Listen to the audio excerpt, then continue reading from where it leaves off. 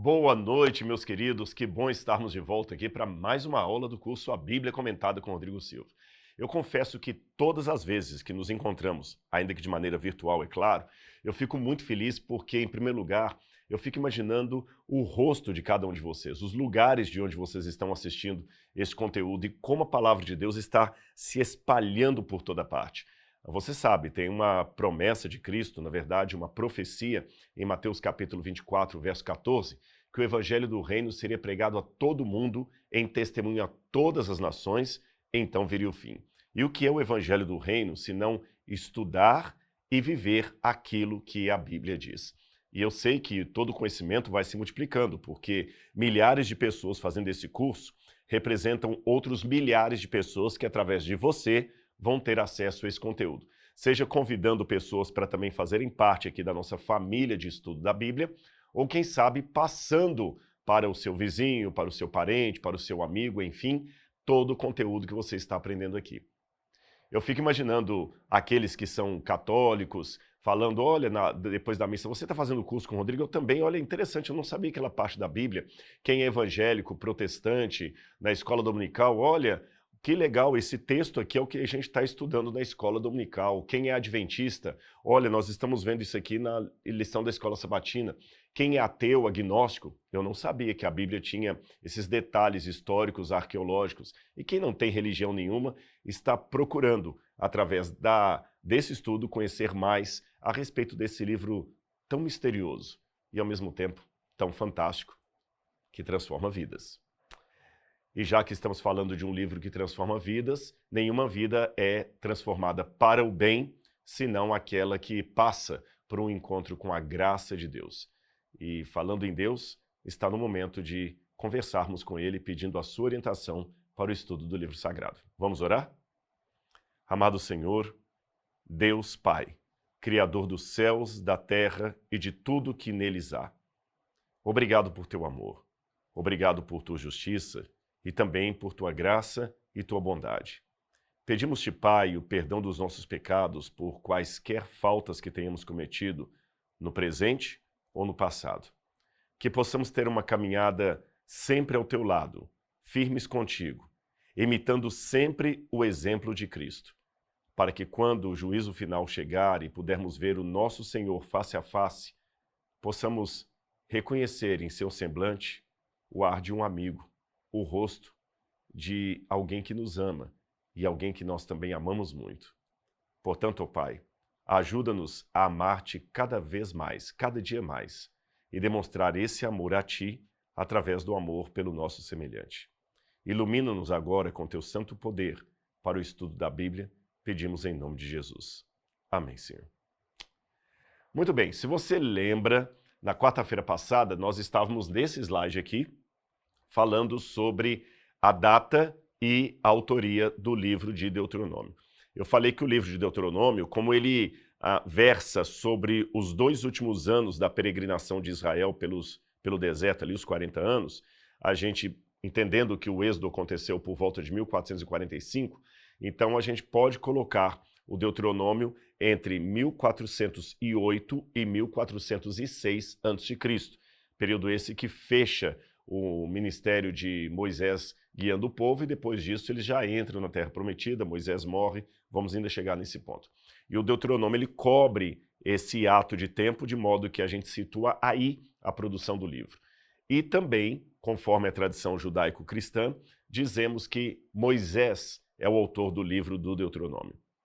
Mas eu falei com vocês também que existem autores de linha mais liberal, digamos assim, de uma teologia da alta crítica, embora esse nome esteja um tanto em desuso hoje, que com base em todos aqueles teólogos, especialmente alemães, que criaram a chamada hipótese documentária, dizem que não foi Moisés que compôs o livro, que o livro foi escrito ou compilado por volta do 6º século a.C., na época do rei Josias, e que Moisés talvez seria até uma figura lendária ou que não teria nada a ver com o conteúdo do Deuteronômio. E então, como é que nós ficamos diante desses elementos? Eu apresentei para vocês aqui vários indícios internos, tanto do livro quanto de outras partes da Bíblia Sagrada, inclusive com o testemunho de Jesus de Nazaré, dizendo que Moisés era de fato o autor do Deuteronômio. Mas falta compreender que argumentos os teólogos da alta crítica apresentam para dizer que não foi Moisés que escreveu esse livro. Então vamos lá. Eu vou apresentar para vocês um pouquinho do histórico do argumento do outro lado, para que você possa compreendê-lo e até saber por que eu particularmente discordo dele. Em 1805, Veth, que era um autor alemão, propôs que o Deuteronômio provinha de uma fonte à parte do restante do Pentateuco, cuja origem se deu no século VII a.C., pouco antes do reinado de Josias. Mais adiante, tal tese foi desenvolvida, estabelecida e popularizada entre os eruditos por Julius Wellhausen em 1876, o qual via a composição do livro por profetas da época de Josias que esconderam no templo para, em seguida, ser achado e dar impulsão à reforma promovida pelo rei, assim legitimando a adoração central em Jerusalém. Apesar de ser contestada por vários estudiosos, a proposta de uma autoria não mosaica para o livro dentro do século VII continua a receber o maior apoio da academia teológica. E aqui você tem Veth, de um lado, e Wellhausen, do outro. É que, para você entender esse contexto, na época do rei Josias, o povo hebreu estava dividido. Como assim? É que, logo depois da morte do rei Salomão, houve uma ruptura do reino. Você sabe, quando Salomão morreu, ele deixou como sucessor o rei Roboão. Mas Roboão era um desastre administrativo, político, militar, em todos os quesitos. Ele não espelhava em nada a genialidade do seu pai. Sem contar que o seu pai Salomão também, a despeito de sua sabedoria e confiança em Deus, cometera alguns erros muito sérios, muito graves. E entre esses, a gente pode destacar o fato de Salomão ter muitas mulheres. Entre mulheres e concubinas, entre esposas e concubinas, ele tinha 1000 mulheres no seu harém, só para você ter uma noção. Uma grande parte delas eram mulheres estrangeiras que trouxeram deuses pagãos para o coração de Israel. Isso causou muito mal-estar ali na sociedade e aqueles mais conservadores não gostavam disso. Além desse problema sério de idolatria do rei Salomão, que ele amargou consequências disso até a sua morte, também houve um exagero na cobrança de impostos. Salomão cobrou muitos impostos, de modo que, a despeito do seu arrependimento, porque Salomão voltou-se para Deus, ele até escreveu o livro de Eclesiastes nessa época em que ele estava muito magoado, triste por tudo que estava acontecendo, e ele viu como era tolice, como era correr atrás do vento, a sua busca incessante por mais sucesso, que acabou causando um desabor no povo, um descontentamento no povo, uma cobrança exagerada de impostos. Então, eu posso dizer que, a despeito da sua fidelidade a Deus e da sua sabedoria, o reinado de Salomão não terminou, assim, com um soldo positivo diante do povo. E para piorar esse aspecto negativo, essa popularidade em baixa do rei, quem o substituiu no trono foi Roboão, que era um desastre. O ministro das finanças da época de Salomão era Jeroboão. Vamos estudar isso com detalhes quando a gente chegar nos livros de reis, tá bem? Jeroboão era o ministro das finanças. E quando ele chegou para o novo rei, ele falou, olha, por favor, rei, abaixe os impostos, porque o povo está descontente com toda a gama de taxas que tem que pagar. E Roboão deu uma resposta, se a mão do meu pai foi pesada, a minha vai ser mais pesada ainda. Para resumir a história, houve quase uma guerra civil e alguns começaram a encantar os ouvidos de Jeroboão, dizendo, se você fosse rei, nós estaremos muito melhores do que estamos. E Jeroboão acabou aceitando e se tornou o rei das tribos do norte. Aí houve uma ruptura no povo eleito, no povo hebreu. As tribos do sul ficaram com a capital Jerusalém e a região da Judéia. E as tribos do norte tiveram como capital Samaria e se chamaram Israel. Então aí o povo estava dividido entre dois reinos, o reino do norte, Israel, com a capital em Samaria, e o reino do sul, Judéia, com a capital em Jerusalém. É claro que esses dois reinos viviam a época toda degladiando um contra o outro, sempre em pé de guerra. E quando chegou na época de Josias, uma das propostas da reforma religiosa de Josias era centralizar o culto judeu em Jerusalém, de modo que os que estivessem no norte tivessem que descer para Jerusalém para cultuar no templo de Jerusalém. É nesse contexto que muitos pensam que o livro de Deuteronômio foi escrito por administradores ali ligados ao partido do rei Josias, que queriam centralizar o culto em Jerusalém. Então forjaram, esta é a palavra certa, forjaram um suposto texto de Moisés apenas por questões políticas, para convencer o povo do norte, a vir adorar em Jerusalém e o povo do sul a não subir para adorar nos templos que havia no norte. Se isto for verdade, então o livro de Deuteronômio não foi inspirado por Deus, ele é apenas fruto de uma motivação política, até, de certa forma, falsa, porque atribuiu-se a Moisés um livro que não foi escrito por Moisés. Seria como se hoje alguém pegasse um documento, forjasse o documento como sendo da família real portuguesa e reclamasse para si as terras de Petrópolis, dizendo, olha, eu tenho aqui uma carta de Dom Pedro II, passando para minha família todas as propriedades reais de Petrópolis. Quando Dom Pedro, na verdade, não teria escrito carta alguma, seria um documento falso. E então, que argumentos autores na linha de Veth e Wellhausen usam para fazer esta afirmação? Já vou adiantar dizendo que são todos argumentos de ordem interna do livro de Deuteronômio. Por que eu digo de ordem interna?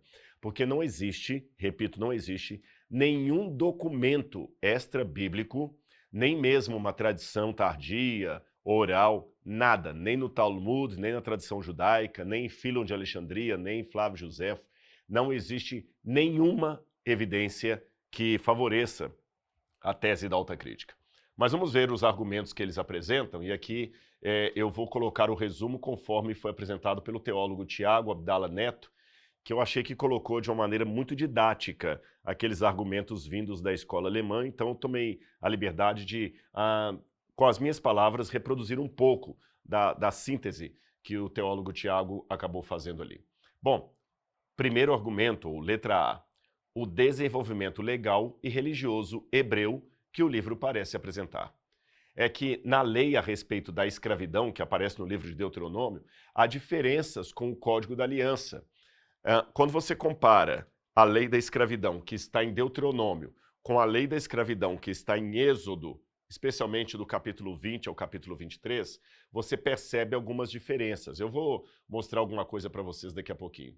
Em Êxodo, por exemplo, depois a gente pode ler, capítulo 21, versículos 1 a 11, comparados a Deuteronômio, capítulo 15, versos 12 a 18, você percebe algumas diferentes ênfases que são dadas. E tanto no Êxodo quanto em Deuteronômio, você está falando de leis relacionadas à escravidão. Só que os dois lidam com a escravidão de maneira diferente. Então, os signatários da alta crítica acreditam que a prescrição em Deuteronômio demonstra uma preocupação mais humanitária do que a do Êxodo, pois ordena que o escravo que foi liberto, alforriado, seja recompensado de seu trabalho, algo que está completamente ausente no Código da Aliança do Êxodo. Eu vou ler essa passagem para vocês aqui, Deuteronômio capítulo 15. Para a gente ganhar tempo, depois em casa você faça com calma essa comparação. Leia Êxodo 21, versículos 1 a 11 e compare com Deuteronômio capítulo 15, versículos 12 a 18. Mas aqui eu vou ler apenas o capítulo 15, verso 12. Preste atenção como está aqui no Deuteronômio. Vamos lá. Deuteronômio, capítulo 15, versículo 12. Na minha tradução diz assim: se um dos seus compatriotas, hebreu ou hebreia, for vendido a você como escravo, ele trabalhará para você durante 6 anos, mas no 7º ano você lhe dará a liberdade. Não existe essa prescrição no Código do Êxodo. Então eles deduziram que isto aqui era uma maneira de provar, na hipótese documentária, que o Êxodo foi escrito numa época completamente diferente da época do Deuteronômio. Embora eu vou falar apenas as respostas posteriori, ou seja, eu vou apresentar primeiro as argumentações deles para depois responder uma após a outra, deixe-me adiantar apenas uma coisa aqui.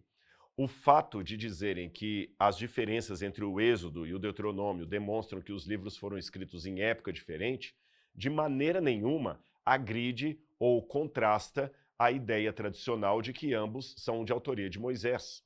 Eu vou explicar para você.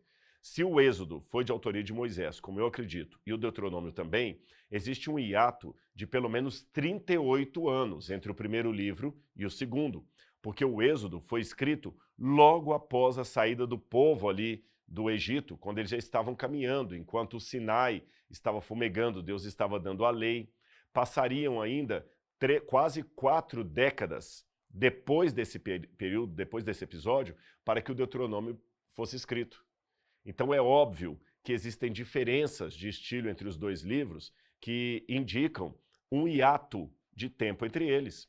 Não há nada contrário a isso na tradição da autoria mosaica. Os dois livros são de Moisés, mas realmente um foi escrito no começo do ministério dele ali no deserto e o outro no final. Muitas gerações se passaram. Agora, o que não é fácil aceitar é que um foi escrito num período absurdamente antigo e o outro num período muito novo. Aliás, até foi bom eu colocar isso, porque é digno de lembrança que a própria Alta Crítica também diz que o Êxodo vai ser escrito na época também do 8º século antes de Cristo, melhor dizendo, e que partes do Êxodo poderiam vir até da época do cativeiro da Babilônia. Então, a própria Alta Crítica desmonta o argumento deles, porque se o Êxodo também foi composto na época da monarquia em retalhos de documentos, então por que dizer que a diferença entre o Êxodo e o Deuteronômio indicam que os dois estão muito distantes um do outro? Percebeu a incoerência do argumento? Só para você entender que muitas vezes aquilo que é passado com ar de erudição também tem as suas brechas, os seus pontos em branco, as suas partes que não estão tão bem esclarecidas. E eu volto a frisar aqui, até por questão de didática e veemência, todos os argumentos para falar da Alta Crítica são de cunho interno do livro. Vamos continuar. O segundo argumento, ou letra B, que o pessoal da Alta Crítica apresenta é esse. Além disso, a escola deuteronomista desenvolve um conceito transcendente de Deus. Quando a gente fala de escola deuteronomista, eles querem se referir àquele suposto colegiado de profetas e ministros do governo de Josias, que desenvolveram essa teologia do Deuteronômio por motivação, repito, política. E eles também pensam que isto acontecia em relação ao conceito de Deus. E eu vou mostrar por que eles argumentam assim. No Êxodo, você tem uma ênfase muito grande ao santuário, que eu até mostrei a maquete aqui para vocês. No Deuteronômio, nem tanto. Veja, o santuário não é mais o lugar onde Deus habita, Salmo 76, verso 3, mas o lugar em que ele fez habitar o seu nome. Assim, a fim de corrigir a ideia de que Deus habita no templo, o deuteronomista acrescentou no livro dos reis a expressão nos céus, à frase lugar da tua habitação. O que eles querem dizer com isso? Enquanto no Êxodo, Deus habita no tabernáculo, bem claro, vamos lembrar essa passagem que do Êxodo é um dos textos mais lindos para mim, por isso que eu já li em aulas anteriores e é bom que eu repita porque vocês vão ficar com ele sempre na cabeça. Êxodo capítulo 25. Nós fizemos toda uma aula sobre isso. Êxodo capítulo 25, verso 8. E farão para mim um santuário para que eu possa habitar no meio deles. Assim está na teologia do Êxodo. Agora, quando você vai para Deuteronômio capítulo 12, versículo 11, isso aqui aparece um pouquinho diferente. Olha como é que fala sobre o lugar do culto verdadeiro. Diz aqui, capítulo 12, versículo 11. Vamos lá? Então haverá um lugar que o Senhor, seu Deus, escolherá, para ali fazer habitar o seu nome. Percebeu? No Êxodo fala, e me farão um santuário para que eu possa habitar no meio deles. Aqui no Deuteronômio, para que o Senhor possa fazer habitar o seu nome. Então, de acordo com o entendimento da Alta Crítica, Aqui no Deuteronômio você já tem uma correção ou uma visão paralela daquela cena do Êxodo. Enquanto no Êxodo está se falando da moradia, da habitação de Deus no seu povo, no Deuteronômio isso é de certa forma corrigido. Você tem uma ideia contrastante com o anterior. Não é o Senhor que habita, é o nome dele, é apenas a presença simbólica de Deus, não efetiva. E eles vão ainda usar outros textos da Bíblia para localizar esta suposta mudança de entendimento da presença de Deus na época de Josias. Quais são esses textos? Vamos ler, por exemplo, 1 Samuel, capítulo 7, versículo 13. 1 Samuel, capítulo 7, versículo 13. Assim está no verso 13. Eu vou ler a partir do verso 12 para ficar mais fácil. Então Samuel pegou uma pedra e pôs entre Mispa e Sem, e lhe deu o nome de Ebenezer, dizendo: até aqui nos ajudou o Senhor. Assim os filisteus foram abatidos e nunca mais vieram ao território de Israel, porque a mão do Senhor esteve contra eles todos os dias de Samuel. Ou seja, a mão de Deus esteve, e ali fala Ebenezer, até aqui nos ajudou o Senhor, mas não era o Senhor que estava ali, era apenas uma pedra simbolizando o Senhor. Quando a gente vai para 1 Reis, capítulo 3, versículo 2, a gente tem algo parecido. 1 Reis, capítulo 3, versículo 2, diz assim: entretanto, o povo oferecia sacrifícios nos lugares altos, porque até aquele dia não se tinha edificado o templo ao nome do Senhor. Percebeu? Aqui está falando de Salomão. Então, a ideia dos autores alemães seria a seguinte, eu vou desenhar para você. Eles queriam colocar uma ênfase no Templo de Jerusalém, como sendo o único lugar onde Deus podia ser adorado. E o Templo de Jerusalém como sendo o lugar, de acordo com o livro de 1 Reis, onde habitava o nome do Senhor. Percebeu? Então, para fazer uma propaganda política, forjaram um documento chamado Deuteronômio, colocaram supostamente a autoria de Moisés nele, só que no Deuteronômio você já tem uma teologia rivalizando com aquela do Êxodo. No Êxodo é Deus que habita no meio do povo. Aqui não, é o nome do Senhor que habita, porque o Senhor é transcendente. Por isso que na oração de Salomão, coloca que Deus habita os céus dos céus e que nenhum espaço poderia contê-lo. Ok, como é que a gente pode entender tudo isso? Bom, eu prefiro ficar com a explicação de Cristo, quando a mulher samaritana também abordou Jesus dizendo: olha, nossos pais adoraram nesse monte, no Monte Gerizim, mas vocês, judeus, dizem que o lugar da adoração é Jerusalém. Jesus respondeu para ela: em verdade lhe digo, que chegará tempo em que os verdadeiros adoradores adorarão ao Pai em espírito e em verdade. Então, o que Jesus quis dizer com isso? Não há uma contradição na Bíblia. Deus realmente é um ser tão sublime que não há um espaço que possa caber Deus. Contudo, quando ele habita no coração das pessoas, habita de verdade. Deus não é apenas um pretender, alguém que está fingindo fazer algo que na verdade ele não está. Mas eu vou explorar isso depois com mais calma. Em terceiro lugar, ou letra C, os autores da alta crítica também dizem que, para combater a imaginação popular acerca de Deus, o Deuteronômio descreve a Arca da Aliança como tendo uma função meramente educativa, na qual ela contém as tábuas dos 10 mandamentos e ao seu lado depositado o livro da lei que é lido para o povo, a fim de ensiná-lo a temer a Deus. Isso parece uma mudança radical com a proposta de outras partes do Pentateuco, nas quais a arca é representada como sendo o próprio trono de Deus, a carruagem sobre a qual Deus está assentado. Então eles veem que há uma diferença também em como a lei é tratada no Deuteronômio e como ela é tratada no livro de Êxodo. Número 4, ou letra D, historicamente a reforma religiosa e a restauração da adoração no templo em Jerusalém, sob os reinados de Ezequias e Josias, é um fenômeno que sugere um ambiente propício para a reforma profética contida e promovida no livro do Deuteronômio. Como eu falei, é uma leitura que eles fazem. Número 5, ou letra E. Os pais da igreja já sugeriam que o livro da lei encontrado por Josias era o Deuteronômio, e a maioria dos principais proponentes da redação do século VII reconhece que o livro foi composto entre a queda de Jerusalém, no Reino do Norte, e o começo do reinado de Josias. Isso aqui é um ponto interessante.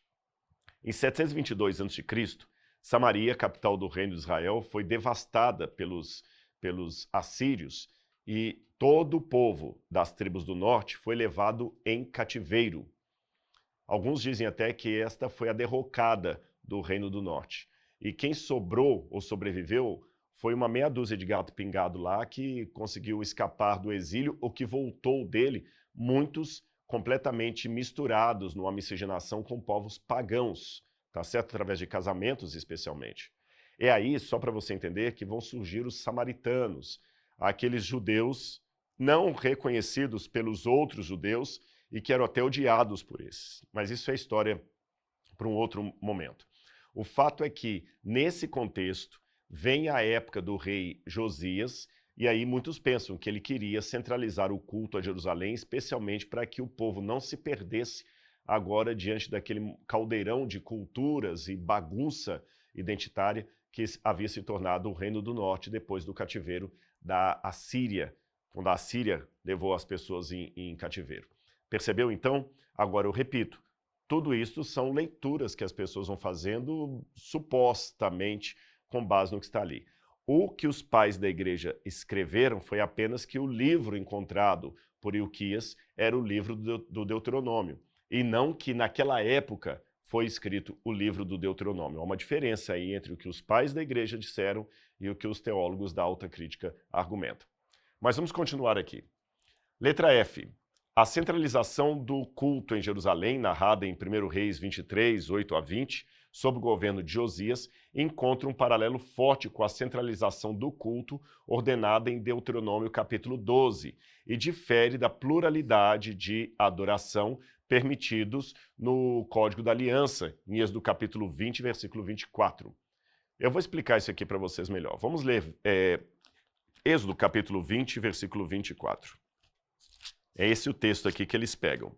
Êxodo 20, 24 diz assim: façam um altar de terra para mim, e sobre eles vocês sacrificarão os seus holocaustos, e as suas ofertas pacíficas, e as suas ovelhas, e os seus bois, em todo lugar onde eu fizer celebrar a memória do meu nome, virei até vocês e os abençoarei. Bom, isso está aqui em Êxodo capítulo 20. Mas quando você vai em Deuteronômio, capítulo 12, Deuteronômio, capítulo 12, que fala do lugar do culto verdadeiro, esse culto é centralizado no santuário. Então o argumento do pessoal da alta crítica é o seguinte, olha, se em Êxodo Deus está falando para eles fazerem um altar em todo lugar onde eles estiverem e sacrificarem nesse altar e que o Senhor viria até eles e os abençoaria, parece que o Êxodo está colocando que todo mundo poderia fazer sacrifício em toda a terra de Israel, enquanto no Deuteronômio o sacrifício só poderia ser feito no santuário. Isso é verdade. Só que quem faz essa leitura se esquece de um detalhe muito importante que eu mencionei nas duas aulas anteriores. O plano original de Deus era que todo Israel fosse sacerdote. Lembra? Eu li a passagem para vocês. Vocês serão para mim uma nação de sacerdotes. Só que quando o povo viu a glória de Deus no Monte Sinai, o povo se afastou de Deus, eles temeram a Deus. E por causa disso, por causa do temor do povo, o Senhor não pôde cumprir o seu desígnio original, que era fazer de todo o povo uma nação de sacerdotes. Foi em função desse receio do povo e do afastamento do povo, no capítulo 25, ou seja, depois desse episódio aqui, que Deus fala, Moisés, já que o povo se afastou, faça um santuário para mim, para que eu possa habitar no meio deles. Então não há uma contradição entre o Êxodo e o Deuteronômio. Há sim uma mudança de planejamento entre Êxodo capítulo 21 e Êxodo capítulo 25. No capítulo 21 é a promessa que Deus faz para o povo. Se vocês forem fiéis a mim e confiarem em mim, todos serão sacerdotes. Mas veja que a promessa de Deus, as promessas condicionais de Deus, começam sempre com a conjunção se fores fiel, se você aceitar isto, como o povo não foi fiel, lembra do bezerro de ouro, como o povo não foi fiel, lembra que eles ficaram afastados do templo, perdão, do monte, como o povo temeu a Deus, não arriscou chegar perto de Deus, Deus falou, então já que vocês estão com tanto medo, eu vou falar no tom de vocês. Então faça um santuário, eu vou habitar nesse santuário, vou sair da montanha, mas só que agora Arão e seus filhos vão ser os que vão oficiar aí. Vamos mudar os planos. Então não há uma contradição entre o Êxodo e o Deuteronômio. Há uma mudança de planos entre Êxodo capítulo 21 e Êxodo capítulo 25. Tá certo? Vamos a mais algumas argumentações que eles apresentam aqui. Essa parte aqui aparentemente é o único argumento que os defensores da alta crítica apresentam que é extra-bíblico. Calma que eu vou explicar para você. Lembra que eu mencionei agora há pouco que todos os argumentos que eles apresentam para jogar a autoria do Deuteronômio na época de Josias são argumentos de ordem interna do livro. E mesmo que eu não tenha ainda apresentado uma contra-resposta a cada um deles, você já viu por um comentário ou outro que eu estou fazendo aqui com base no texto, que são argumentos um tanto assim, nem hipotéticos, eu diria especulativos. E se for e tal, e nós vemos que há outra maneira de explicar aquelas divergências sem apelar para um hiato de contexto entre os dois livros. Eu já mostrei que, de fato, o Deuteronômio está separado do Êxodo por pelo menos 38 anos. Isto por si já causa mudança entre os dois livros. Em segundo lugar, eu falei que a própria alta crítica, que coloca o contexto do Êxodo num espaço e num tempo, e o contexto do Deuteronômio noutro espaço e noutro tempo, no caso a época de Josias, também não se sustenta, uma vez que os próprios proponentes da alta crítica dizem que o livro do Êxodo também foi compilado na época da monarquia e também depois por uma colcha de retalhos. E em terceiro lugar, eu mostrei também que quando a gente vê uma mudança, por exemplo, da questão da centralidade do culto no santuário ou em todas as partes, que esta não é uma contradição, uma alteração entre o Êxodo e o Deuteronômio, mas apenas uma mudança de postura entre os próprios capítulos do livro do Êxodo. Em outras palavras, Êxodo capítulo 21 demonstra qual era o ideal de Deus para o seu povo, e Êxodo capítulo 25, aquilo que Deus acabou fazendo porque o povo não correspondeu ao ideal de Deus. Porém, esse último argumento, que eu vou deixar para esmiuçar mais na próxima aula, parece ser o único argumento de ordem externa que os proponentes da alta crítica apresentam, porque eles vão fazer uma comparação entre o livro do Deuteronômio e vários tratados de vassalagem, ou seja, de impérios superiores a impérios menores, impérios clientes, reinos clientes, da época de Josias, da época do 8º século. Então eles vão argumentar com base nisto que a comparação desses documentos demonstra que o Deuteronômio é da época de Josias e não da suposta época de Moisés, porque o estilo literário dele, o estilo legal com o qual o Deuteronômio é escrito, parece com documentos do 8º século. E então, será que aqui eu tenho uma situação que realmente é um checkmate? Será que o Deuteronômio tem uma semelhança de estilo com documentos do 8º século, o que, de certa forma, deslocaria o livro do século XV para o século VII a.C.? Nós vamos falar sobre isso na próxima aula. Eu espero que você esteja notando aí as argumentações e esteja entendendo também como os de fora do círculo mais conservador pensam e porque nós, respeitosamente, é claro, discordamos deles. Mas a nossa aula hoje está terminando, a gente vai ficando por aqui, mas semana que vem, coloquem o seu despertador para não esquecer, às 20 horas, nós temos um novo capítulo, uma nova aula para estudar esse maravilhoso livro do Deuteronômio, que é parte da Bíblia Sagrada. Um grande abraço, fique com Deus e até a semana que vem. Tchau, tchau.